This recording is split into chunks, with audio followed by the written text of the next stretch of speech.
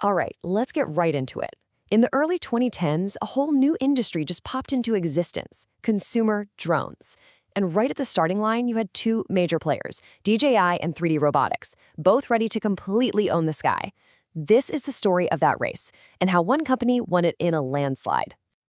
Wow, you just don't hear a CEO admit defeat that bluntly very often, do you? But that's a direct quote from Chris Anderson, the guy in charge of 3D Robotics. And this was the company everyone was calling the American DJI.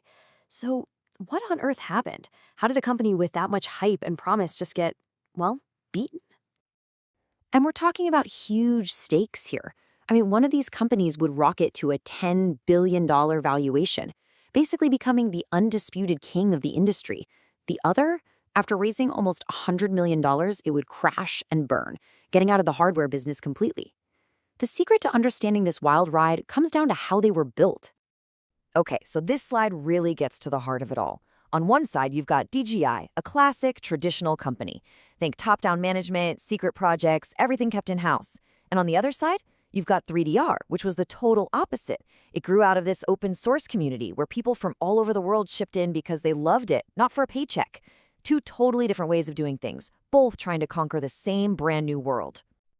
So the first big hurdle they both had to clear was a pretty basic one, but it was absolutely critical. Before you can sell millions of drones, you got to figure out what a drone even's supposed to look like.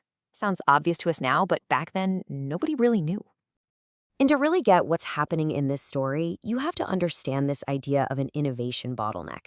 Just think of it like a massive traffic jam on the highway of progress. There's one single problem that's holding everybody back, and until someone solves it, the whole industry is stuck in neutral. The first one to break through wins the round. So that first big traffic jam was the basic design itself.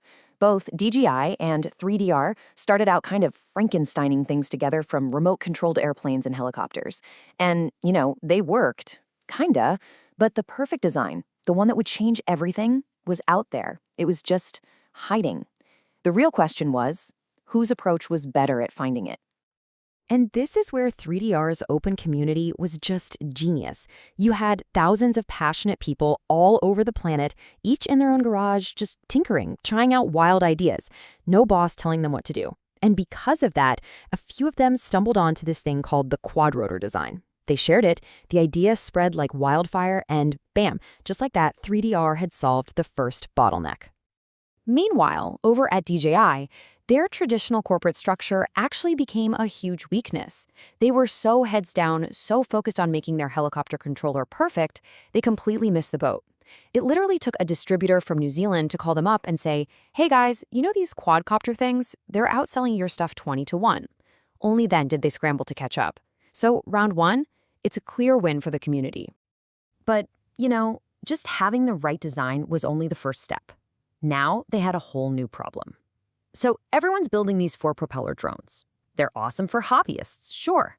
But to build a billion-dollar company, you need a killer app. That one big reason for everybody else to buy one. The second bottleneck wasn't about finding a hidden solution. It was about being overwhelmed with choices. I mean, you could use them for agriculture, filmmaking, real estate, search and rescue. The list went on and on. But nobody knew which one was going to be the one. So how do you find the real prize when there are so many possibilities? Well, this is where DJI's corporate structure suddenly became its superpower. They didn't just sit back and hope for an answer. Nope. They launched a planned, methodical search. They sent their execs to all kinds of different trade shows, found the most enthusiastic early customers in each field, and talked to them. And that's how they found the key insight. The real problem people had wasn't flying. It was getting smooth, high-quality video. The solution? A camera gimbal. And 3DR, they stuck with what worked for them before. They just assumed their community would eventually figure it out, just like they did with a quadrotor. They had this belief that their open platform meant they didn't need to find the answer themselves. But this kind of problem, sorting through a bunch of known options, isn't something you solve by random tinkering.